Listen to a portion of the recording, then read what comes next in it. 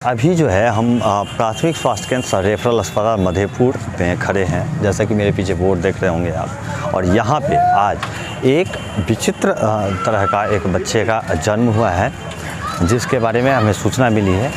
ये जानकारी हम यहाँ जो मौजूद चिकित्सक हैं उनसे हम लेंगे।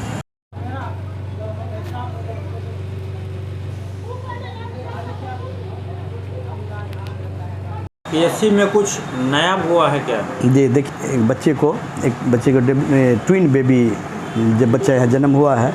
एक बच्चा तो नॉर्मल है जो मेडिकली भी हर तरह से, और दूसरा बच्चा कंजेनाइटल डिफॉर्मिटी है, वो डेवलप नहीं कर पाया। हाथ पैर है छोटा सा, लेकिन वो उसमें किसी तरह का कार्डियक साइन एंड सिम्टम नहीं है। वो एक मांस का लोथड़ा है और दोनों बच्चे आपस में ज्वाइंट हैं, है ना। इसलिए इनको बेहतर के लिए सर्जरी विभाग दरभंगा भेजा जा रहा है, ताकि वहाँ इनका बेहतर उपचार किया जा सके। तो बच्चे का बर्थ कब हुआ है? एक बच्चे जो हुए थे वो 2:45 PM में, और दूसरा बच्चा 3:10 PM में।